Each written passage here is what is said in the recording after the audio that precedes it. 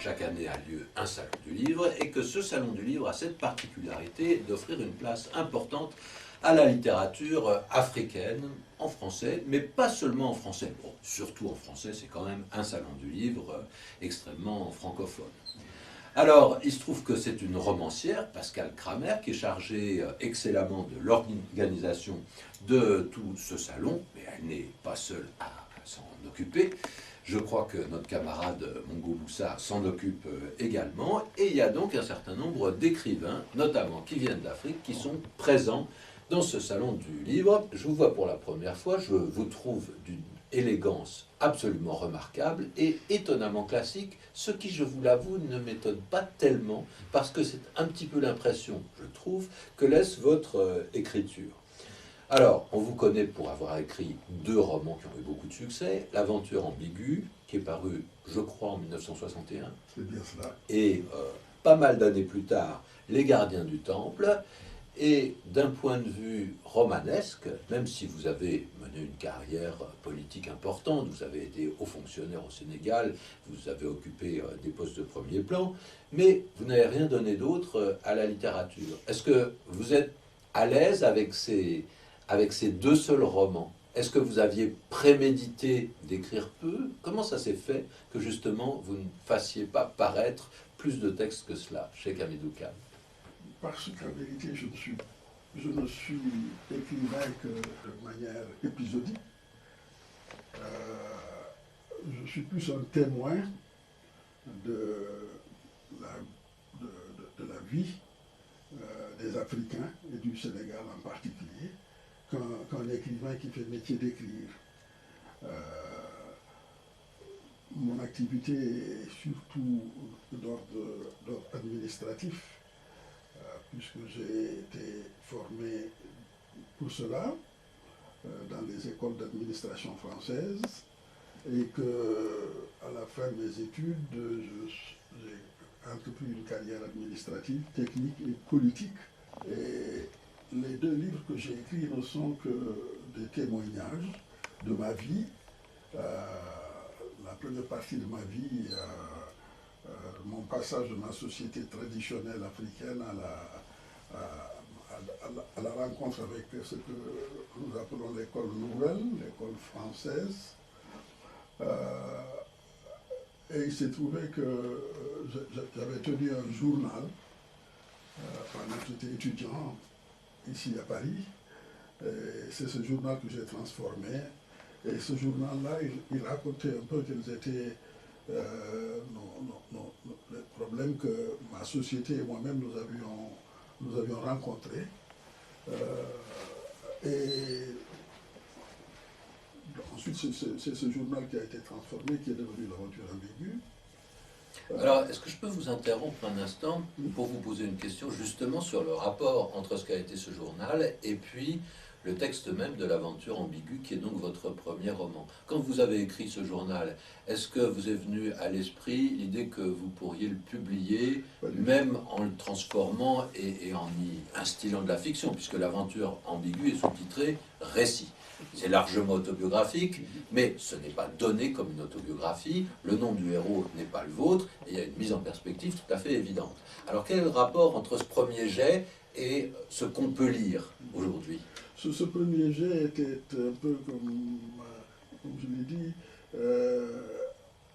une réflexion sur ce qui m'était advenu en passant de ma société traditionnelle peul, musulmane, de culture orale, en passant de cette société, de cette culture, n'est-ce pas, dans ce que j'ai appelé l'école nouvelle.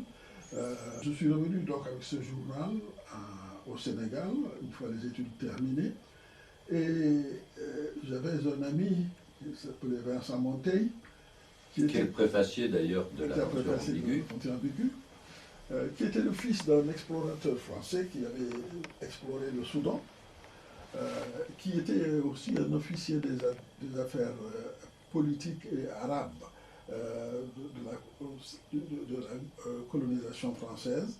C'est Vincent Monteil qui, sachant l'existence de ce journal, m'a demandé de le lire, et quand il l'a lu, il m'a dit, écoute, cela pourrait intéresser si vous vouliez le transformer. C'est ce que j'ai fait en quelques mois. Je suis passé donc de ce journal dans le récit. Mais, comme je dis, j'appartiens à une culture orale.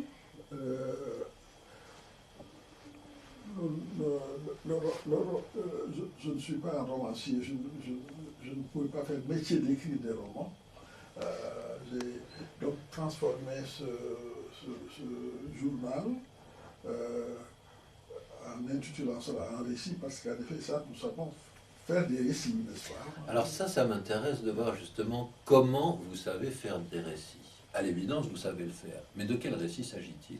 Moi, je me souviens de la première scène de l'aventure ambiguë, où on voit, qui est terrible d'ailleurs, où on voit ce jeune garçon qui est mis entre les mains d'un maître, d'une exigence folle, qui va lui faire les reproches les plus amers et le battre sévèrement parce que justement, il s'est trompé dans la prononciation d'une syllabe dans la récitation coranique. On voit donc l'importance qu'il y a, même dans votre propre formation, l'importance de la parole, de l'énoncé, de la prononciation. Et puis vous écrivez un roman largement autobiographique, vous l'écrivez en français, et c'est écrit dans un français presque hyper correct de temps en temps. Un français à l'ancienne, un français qui ne date pas de 1961, mais qu'on aurait pu dater d'un siècle avant. Et justement, on a l'impression que l'oralité, elle n'est pas présente dans votre écriture. Quel lien est-ce que vous faites entre justement votre formation à l'oral, avec ces apprentissages du par cœur et ces restitutions corporelles, où il ne faut pas se tromper, et puis le fait d'écrire, où on a l'impression que l'oral, il est sublimé peut-être, mais très oublié. Oui, il me semble que dans ma manière d'écrire en français, il y a comme un écho de mon pulaar, de ma langue pulaar, Peul. C'est votre première langue? C'est ma première langue. Et c'est une langue que je parlais qui ne s'écrivait pas à l'époque. Elle n'avait pas d'alphabet. Si on l'écrivait, quelquefois c'était grâce à un alphabet arabe. C'est seulement maintenant qu'on a codifié le pulaar et qu'on peut écrire le pulaar. Mais au moment où j'écrivais, où je tenais ce journal, je le tenais dans la langue française. Et une langue française que, comme je l'ai décrit dans l'aventure ambiguë, j'ai découvert avec bonheur, une certaine fascination, et j'ai été nourri des auteurs classiques français. Petite parenthèse, qu'est-ce que vous entendez par les auteurs classiques? Qui vous a le plus nourri? Je pensais en particulier à ce XVIIe siècle français,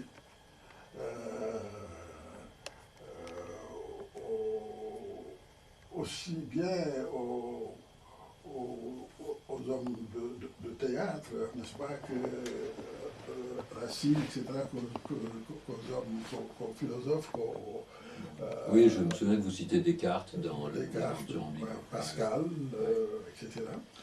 Et donc, j'ai appris la langue française à travers ces auteurs qui m'ont marqué dans ma manière. Surtout que j'avais l'impression de retrouver un peu la même rigueur que dans ma langue pulaar, qui ne s'écrit pas mais qui est très exigeante, n'est-ce pas? Et vous avez l'impression justement qu'il y a une parenté entre la syntaxe, la logique du pulaar et la logique de ce français que vous écrivez, qui fait très fin 19e, début 20e, qui est très soigné, presque hyper correct, parfois avec des imparfaits du subjonctif qui succèdent. Ça fait écho au pulaar. Tout à fait, tout à fait. Et c'est d'ailleurs ce que découvrent un peu mes lecteurs des générations qui m'ont suivi, notamment mes neveux dont je vous ai parlé, Hamidou Sall, Hamidou Dia, et quelques professeurs de littérature française qui enseignent dans les universités au Sénégal ou en Mauritanie. Ils ont écrit des textes remarquables sur l'interculturalité qu'il y a entre le pulaar, notre langue maternelle, et la langue française telle que nous l'aimions à la maîtriser Et alors, où situez-vous cette parenté entre les deux langues? Vous parlez de rigueur. À quel niveau? C'est la grammaire? C'est la précision du vocabulaire? C'est le rythme même de la langue? Peut-être le rythme de la langue, euh, la précision du vocabulaire aussi, probablement. Probablement. Nous sommes toujours dans la danse des mots, nous sommes toujours à Genève au Salon du Livre, avec vous, Cheikh Hamidou Kane, pour parler de ce que vous avez écrit, de ce que vous avez fait publier, et en particulier du premier livre qui a eu un très grand succès, plus peut-être que le deuxième. Le deuxième, c'est Les Gardiens du Temple. Le premier s'appelle L'Aventure ambiguë. Je pense que le choix du titre a fait beaucoup aussi pour le succès du livre. Est-ce que vous vous souvenez comment ce titre a été choisi? Est-ce qu'il vous est venu tout de suite? Est-ce que c'est vous qui l'avez trouvé? Est-ce que c'est une suggestion de votre éditeur? Pourquoi l'aventure et pourquoi ambigu? Question très intéressante. En vérité, le titre que j'avais choisi était les orgues mortes. Les orgues mortes. Les orgues mortes. C'est presque un anagramme. Cet extrait du texte. Et c'est Vincent Montaigne, lorsqu'il a lu, qui m'a dit, c'est très bien, je comprends ce que vous voulez dire, puisqu'au fond c'est un peu comme une symphonie inachevée que vous racontez dans l'aventure ambiguë. Mais les orgues morts, c'est difficile à prononcer. C'est tout à fait vrai. Il vaut mieux choisir quelque chose d'autre. Et il m'a proposé une vingtaine de titres qui sont tous extraits du texte. Et dont, entre autres, Dieu n'est pas un parent, etc. Et l'aventure ambiguë. Alors, sur ces 20 propositions de Vincent Montaigne, j'ai choisi l'aventure ambiguë. C'est bien choisi, me semble-t-il, parce que ça rime moins que les orgues mortes, mais il y a quand même une symétrie. Aventure et ambigu sont deux mots de 3 syllabes. Ils commencent tous les deux par un A, et même si ça ne rime pas à l'oreille, ça rime avec l'œil. Ça vous paraissait donc un bon reflet de ce que vous avez voulu dire? Oui, une bonne manière de résumer un peu ce récit, le contenu de ce récit. Et alors, Cheikh Hamidou Kane, comment en êtes-vous arrivé à écrire un deuxième livre, Les Gardiens du Temple? Est-ce que vous l'avez commencé peu après l'aventure ambiguë? Est-ce qu'il a fallu un temps de réflexion assez long? Comment s'est passée l'écriture de ce deuxième roman? Ce deuxième roman, j'ai entrepris de l'écrire plus de 30 ans après avoir publié l'aventure ambiguë. Comme j'ai dit, l'aventure ambiguë, c'est un peu le témoignage de ma vie qui coïncide avec les 30 dernières années de la colonisation. Vous êtes né donc en 1928. Je suis né en 1928. L'aventure ambiguë a été publiée en 1961. Ah oui, le Sénégal était un tout jeune État indépendant. Un tout jeune État indépendant. J'avais vécu donc les 30 dernières années de la colonisation. Et l'aventure ambiguë est un peu un témoignage sur ce que pouvaient être les sentiments, les problèmes qui advenaient à un jeune Peul, musulman, de culture traditionnelle Peul, lorsqu'il devait rencontrer l'Occident, en l'occurrence le colonisateur français, avec l'esprit étroit des colons de l'époque, qui voulaient bien nous initier à leur école, à leur langue, mais de façon tout à fait subalterne et restrictive, et qui, une fois qu'il est entré dans cette école, avec toutes les questions qui se posaient avant, et qu'ils ont fini par surmonter, une fois qu'il est entré dans cette école, il a découvert cette langue et cette culture qu'on voulait lui mesurer et qu'il voulait posséder, maîtriser totalement. Et donc, il a fait ce parcours et ensuite il a découvert alors, la culture française une fois qu'il a dépassé le niveau colonial, qu'il est venu ici à Paris, qu'il a découvert que la culture française, ce n'est pas ce qu'il avait connu pendant la colonisation. Et donc voilà, j'ai écrit ce livre pour porter témoignage de cette période. Ensuite, revenu au Sénégal, j'ai travaillé en l'édification du nouvel État indépendant, puisque j'ai été le compagnon de Senghor et de Mamadou Dia, qui était le président du Conseil du Sénégal au moment de l'autonomie interne et de l'indépendance. Et ensuite, ce compagnonnage avec Senghor et Mamadou Dia, et aussi quelques amis français. Nous avons parlé de Vincent Monteil, nous devons parler du révérend Père Lebré, qui a été un des conseillers de Mamadou Dia et de Senghor dans l'édification économique du Sénégal nouveau. Et donc, je dois aussi parler de François Pérou, qui a été un des conseillers de Senghor et de Mamadou Dia. Ensemble, nous avons connu une aventure très exaltante qui était celle de mettre en place un nouvel État indépendant. Et cette aventure a été interrompue, malheureusement, par une crise politique majeure qui a abouti à la séparation entre Senghor et Mamadou Dia, l'un accusant l'autre d'avoir voulu faire un coup d'État. Et je n'ai pas approuvé cette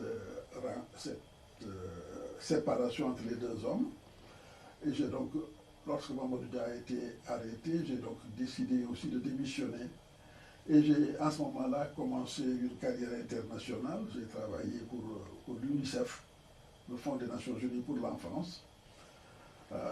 J'ai dirigé le bureau de l'UNICEF pour une vingtaine de pays d'Afrique de l'Ouest et du Centre.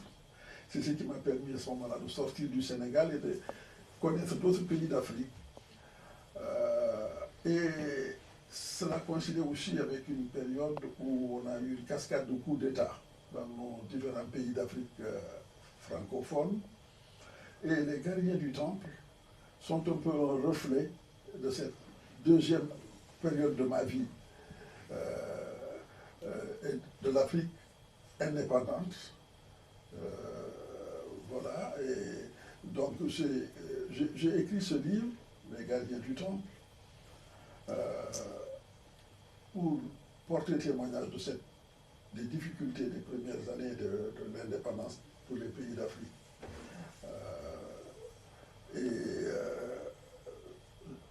Aimé Césaire a eu en main le manuscrit des gardiens du Temple et il m'a conseillé de ne pas le publier tout de suite parce qu'il craignait que ceci entraîne une complication dans les relations entre Senghor et Mamadou Dia. La danse des mots au Salon du Livre de Genève, avec vous, Cheikh Hamidou Kane, pour parler donc de vos deux livres successifs, L'Aventure ambiguë et Les Gardiens du Temple. On vient d'en avoir un petit peu un historique.